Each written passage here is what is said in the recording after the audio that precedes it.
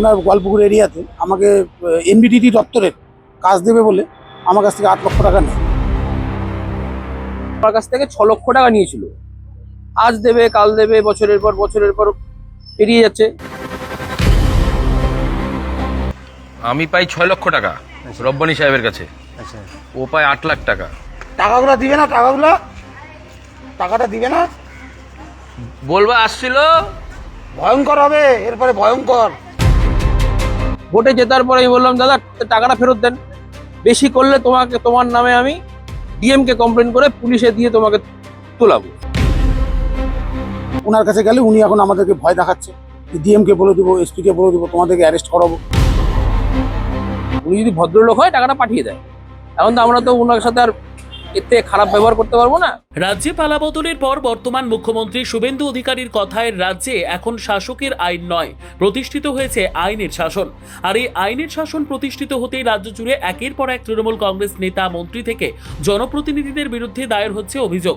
আর এবার তৃণমূল জমানায় মন্ত্রী থাকাকালীন কাটমানি নেওয়ার অভিযোগ উঠল রাজ্যের প্রাক্তন মন্ত্রী গোলাম রাব্বানির বিরুদ্ধে।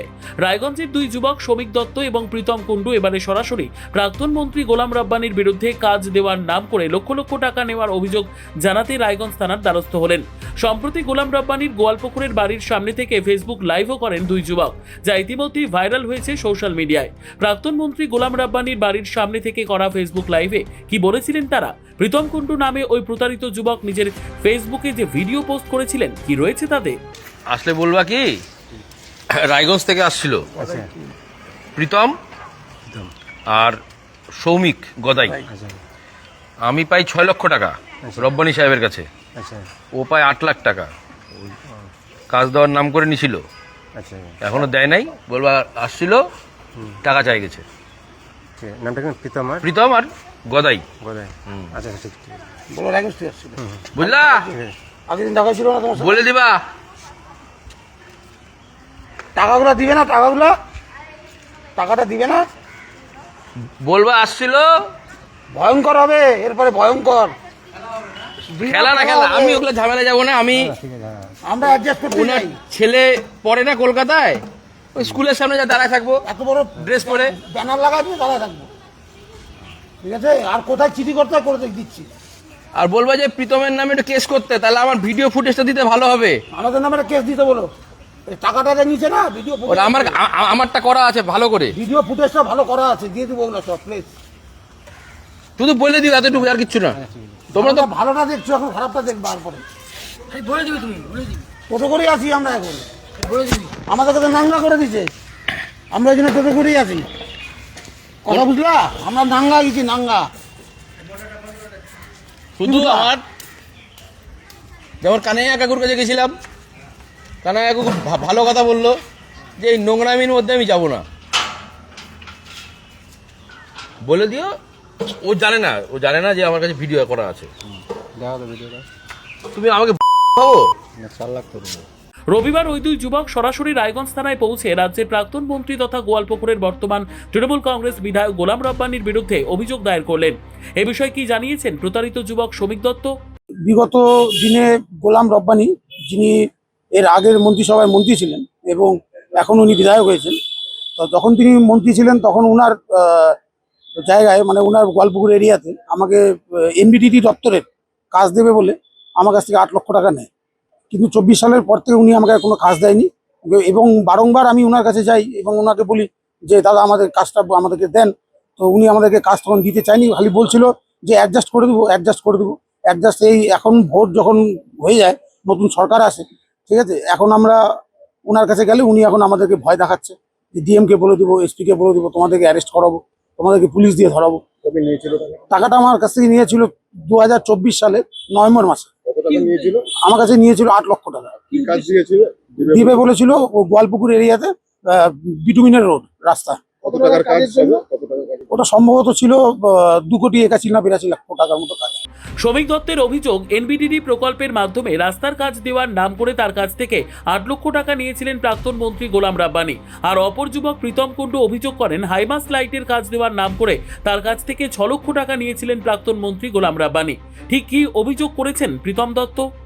আমরা থানায় আসতে বাধ্য হয়েছি। গোয়ালপুকুরের প্রাক্তন মন্ত্রী রাজ্যের মন্ত্রী, বর্তমান এমএলএ মোহাম্মদ গোলাম রব্বানী মহাশয়, ওনাকে আমরা আমি 2021 সালে উনার বিধায়ক এলাকা উন্নয়ন প্রকল্প, যে তহবিল, সংক্ষেপে বলা হয় বিইউপি তহবিল, ওই ফান্ডের মাধ্যমে আমাকে বলেছিল হাইমাস্টের কাজ দেবে। হাইমাস্ট লাইট, যে রাস্তায় যে উপরে আরো ভালো ভাষায় যদি বাংলা বলা যায় উচ্চ আলোকবাতিক স্তম্ভ বলে আমার কাছ থেকে 6 লক্ষ টাকা নিয়েছিল। আজ দেবে, কাল দেবে, বছরের পর পেরিয়ে যাচ্ছে। তারপর উনি এক সময় শেষে এসে কিসের টাকা, বারবার তুমি টাকার জন্য করছো, এরপর ফোন করবে না, এরকম ভাবে আমাকে বললো। ভোটে জেতার পরে আমি বললাম, দাদা টাকাটা ফেরত দেন, বেশি করলে তোমার নামে আমি ডিএমকে কমপ্লেন করে পুলিশে দিয়ে তোমাকে তোলাবো। তখন আজকে আমরা বাধ্য হয়ে, যে পুলিশে যখন উঠবেই, ওনার বাড়িতে গিয়েছিলাম, লাইভ করলাম,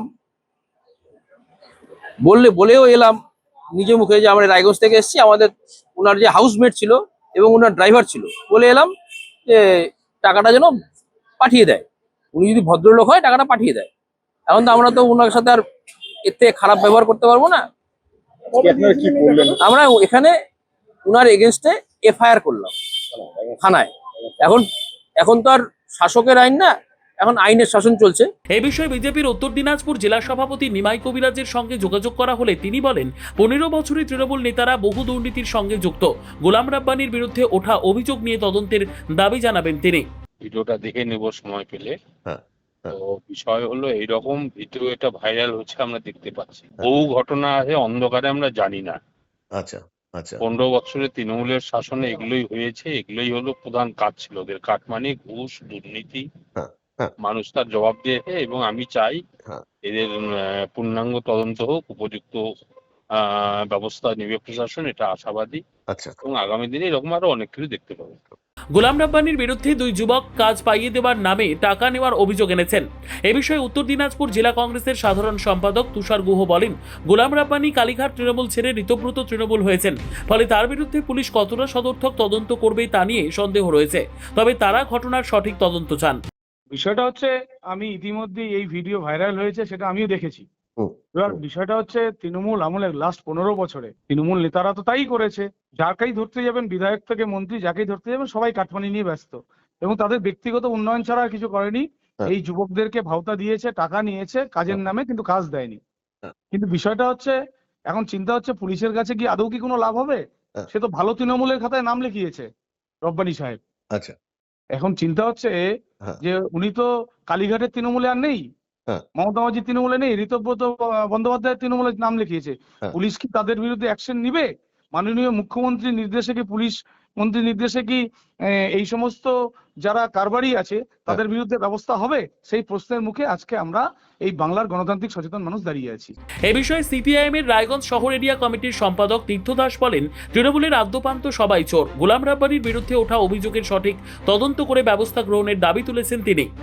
প্রশ্নটা হচ্ছে, তৃণমূলের সরকারের তো শুধু কাউন্সিলররা অ্যারেস্ট হচ্ছে, যারা হচ্ছে ছিচকিয়া চোর বলে পরিচিত, যারা মন্ত্রী পর্যায়ে, তারা এখন ভালো তৃণমূল হয়ে বিজেপির পতাকার তলায় আশ্রয় নেওয়ার চেষ্টা করছে। এই আমাদের এই জেলার ক্ষেত্রেও তাই হয়েছে। গোলাম রব্বানী তুমি এখন তো ভালো তৃণমূলের পক্ষে, ওই জন্য প্রশাসন চুপ করে আছে।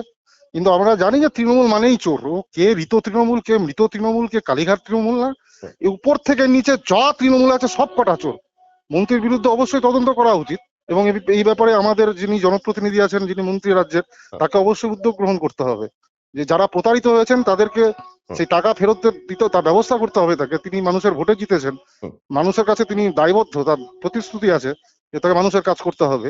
তিনি সংবিধানের শপথ করেছেন, সেই মন্ত্রীকে, সেই বিধায়ককে উদ্যোগী হতে হবে অবশ্যই।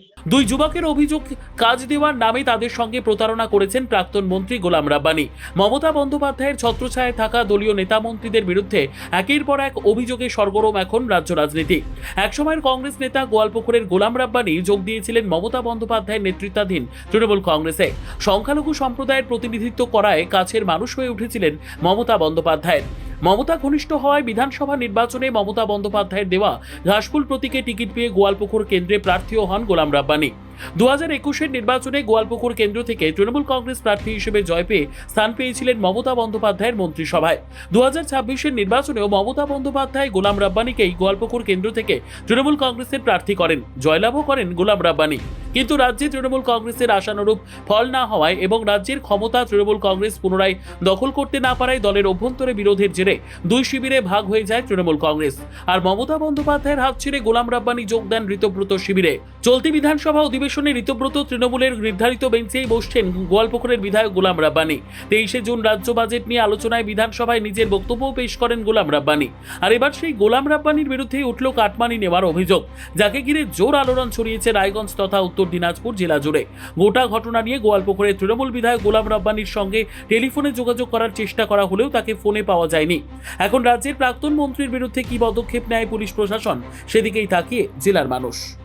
RCTV সংবাদ, রায়গঞ্জ।